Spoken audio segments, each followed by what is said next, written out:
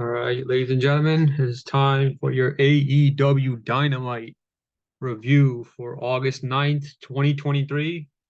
I thought it was a decent show. You actually had wrestlers people cared about besides the ones that are on every week. You had Jeff and Matt, the Hardy Boys, and you had RVD, one of my favorites. He looks good for 52 years old. Still doing it in the ring. Best parts of the night. This was a decent show. You had the opening segment with all the drama with Jericho and his crew, Jericho Appreciation Society. Everybody pretty much just left Jericho pretty much. You had the MJF, Adam Cole, MJF throwing dodgeball at those kids, man. That was probably the funniest segment this year they've done. And then you had, and then the Hardys match and RVD. Always cool to see the old guys, the old stars still wrestling, I guess. But yeah, I thought it was a decent show. And then the only bad thing was probably the main event they bought. No, you can't botch the main event, yo. No chance, man. This is your top show, your top weekly show, and you botched the main event. I don't know what Angelo Parker was trying to do. I'll talk about that later when I get to that match. But yeah, I thought it was a decent show last night. All right, let's get to it. First up, we got Jericho Appreciation Society, the mandatory meeting. Everybody's out there except Jericho, and then Jericho comes out.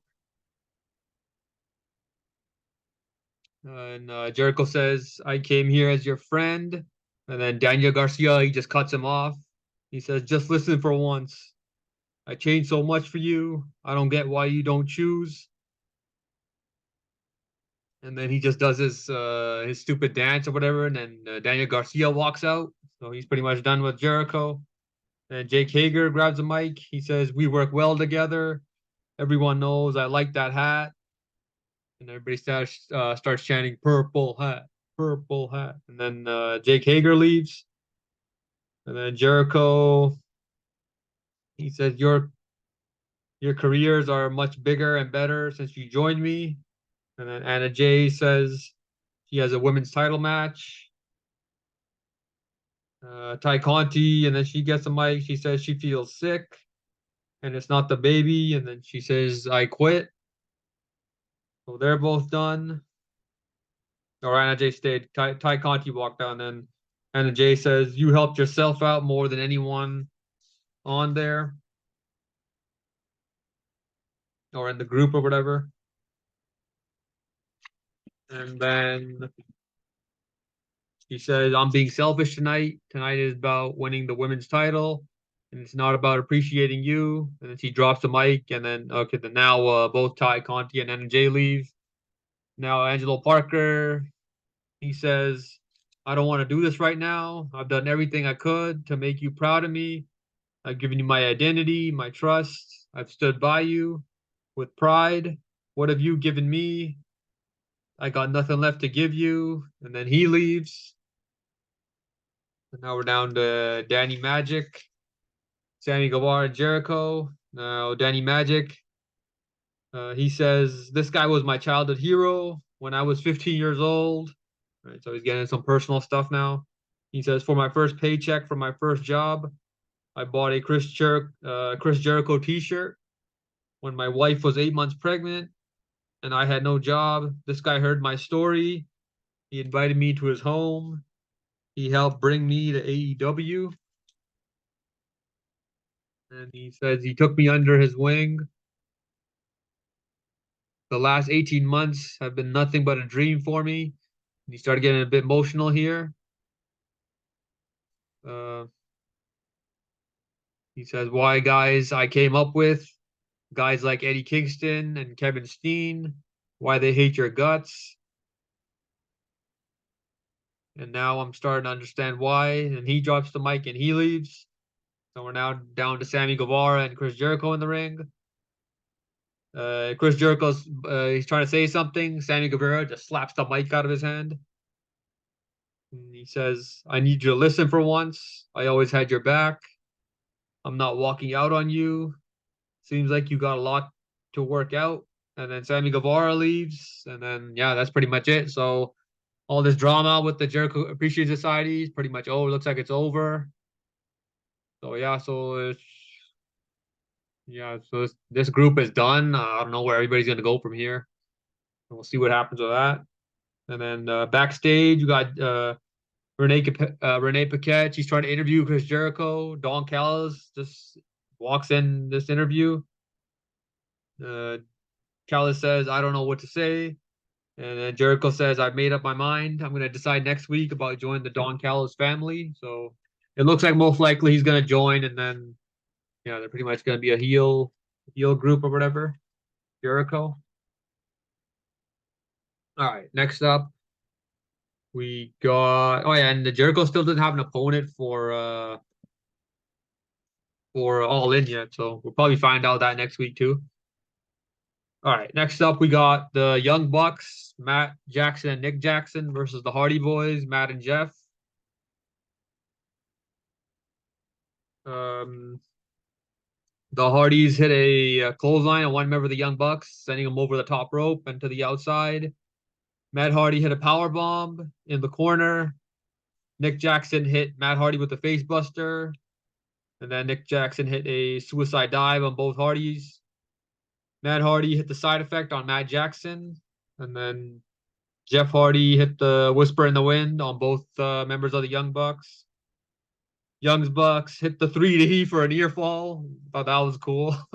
To one of the Hardy Boys' legend rivalries or whatever, classic rivalries for back in the day with all the TLC matches. So they hit the Dudley Boys 3D. They got a near fall. The Hardys hit two twists of fate on both Young Bucks. Jeff hit the Swanton. Matt Jackson broke up the pin.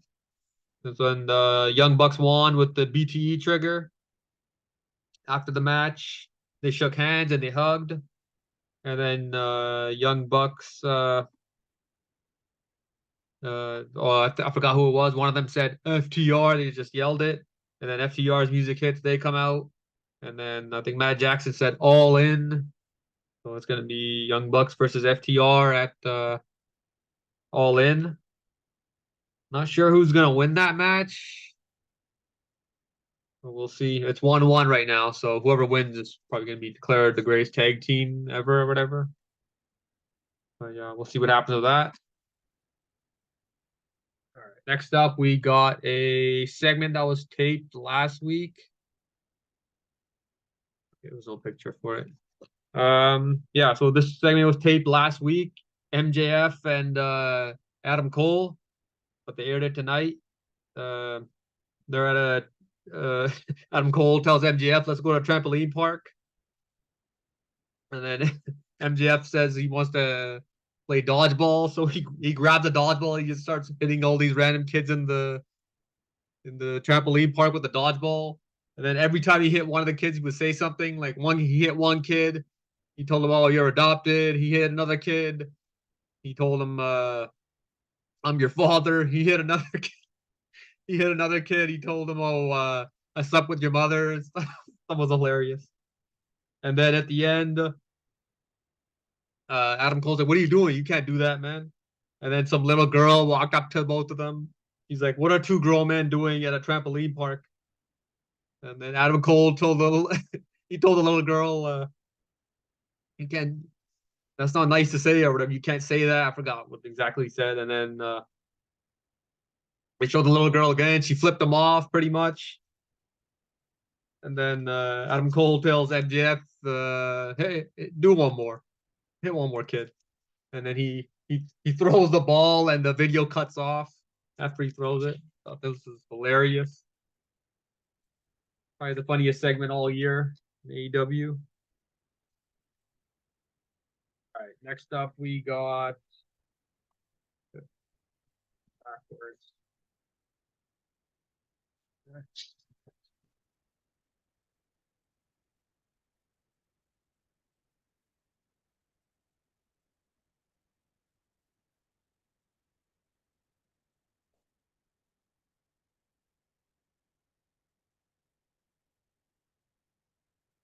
Okay, there was a segment in the back with Blackpool Combat Club.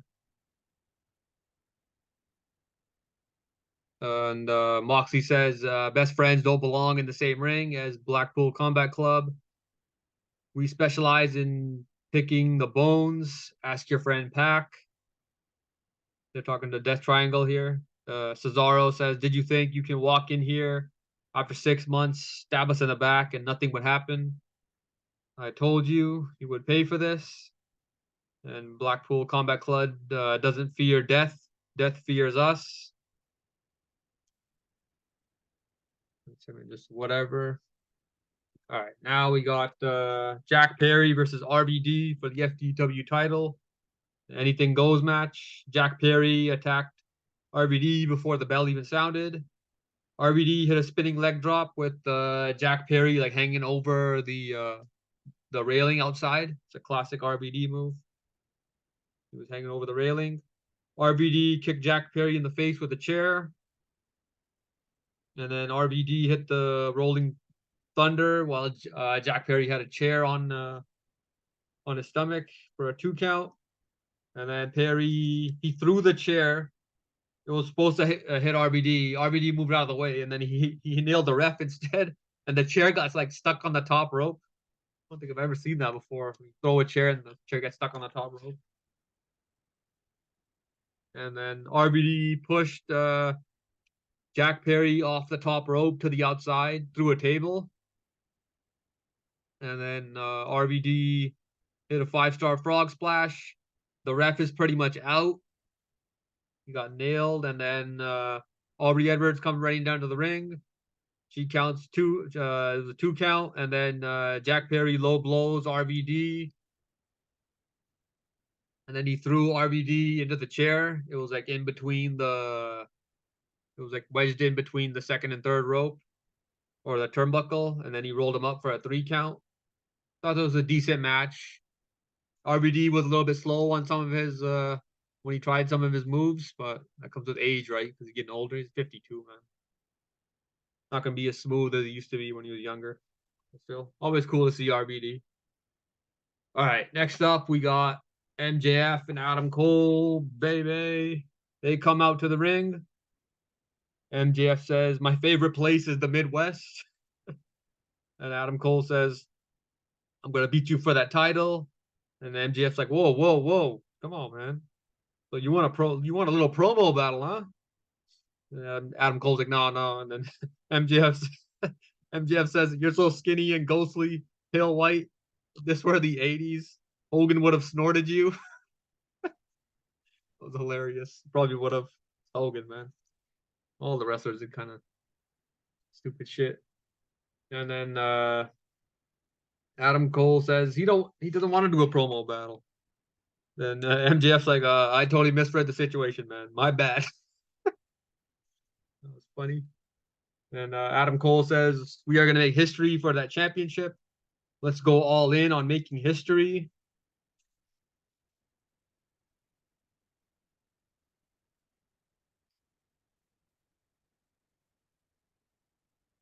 And Adam Cole says the only title he never won in Ring of Honor was the tag titles. He says, let's wrestle twice in one night. So they're going to have the 2 guys in the main event in your biggest show, like in your history of your company, and they're gonna wrestle in the pre-show. I don't know. It doesn't make any sense at all, man. No clue why they're doing that. Don't really care about Ring of Honor. Never watched it. And then you hear somebody screaming on the mic or whatever, and then out comes Roderick Strong. He says, "I can't believe you want to win the tag team titles with him and not me." And then MJF, he says, "I'm getting tired of your ex-girlfriend jealous vibes." He's talking to Roderick Strong here. "I want you to listen to some Taylor Swift." And then he says, "Shake it off, you bland bitch." This is hilarious. That was a good segment. And then Roderick Strong says, "You were never really my friend." And then he says, "The kingdom was right about you." I don't know. Jobbers. And then they hugged him or whatever. He went to the back. And then MJF's like to Adam Cole, "Just chill out, man. Just relax. That's your friend or whatever. And then Adam Cole pushes MJF, and then you can see like a tense stare down between them. And then MJF, he calms down. He's like, "Oh, don't worry, man. We're good, man." And then they hug it out. So clearly they're building to MJF just betraying and backstabbing Adam Cole. I don't know if could Adam Cole turn on him. He might. He could. He could.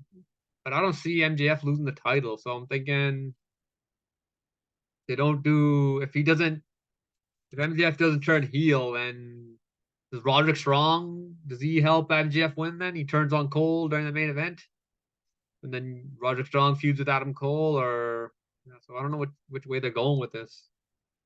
But I'm pretty sure it's gonna be MJF backstabbing or betraying Adam Cole. It's the only way to go. He even said it last week.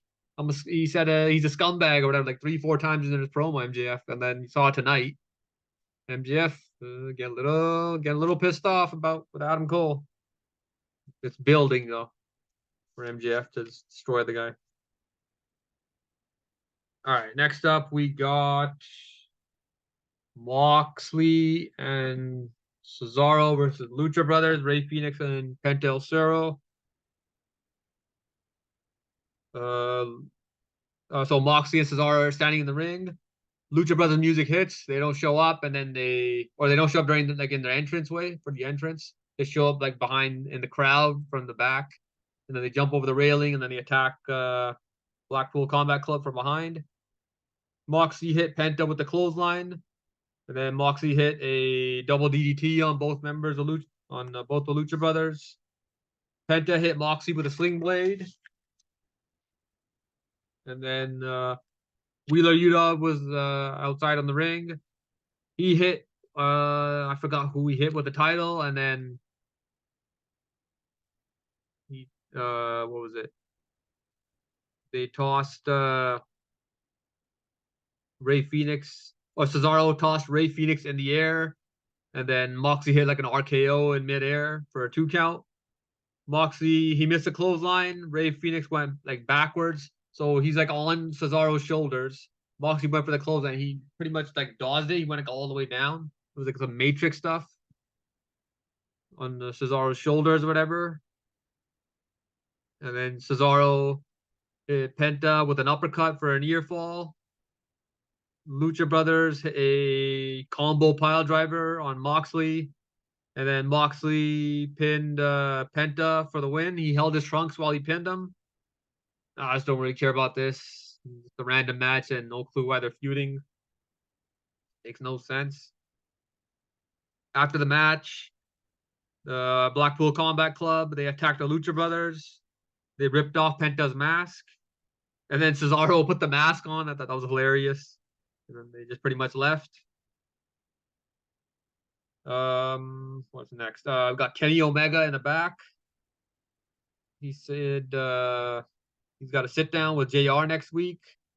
And then the reporter asked, "Oh, can we get a scoop or something?" And then that was it. So we'll find out, I guess, who Kenny Omega is going to face at All In. We'll see what happens with that. Next up, we got Swerve and his crew. What's it called? The Embassy.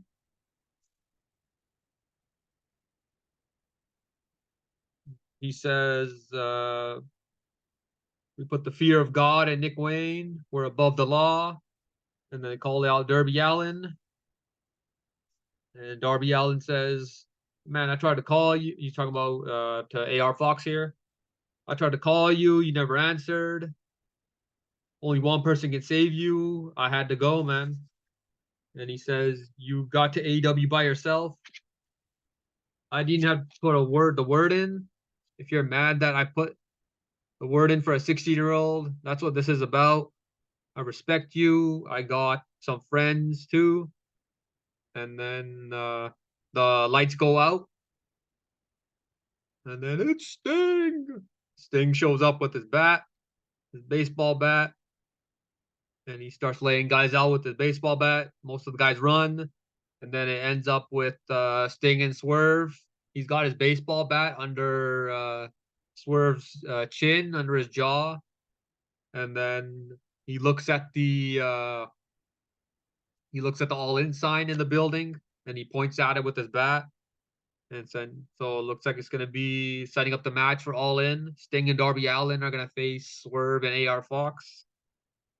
I don't really care about this storyline either because you got there's Nick Wayne's not like a established guy yet, just the new guy that just showed up. So not really invested in the storyline, but I guess cool to see Sting though. I guess.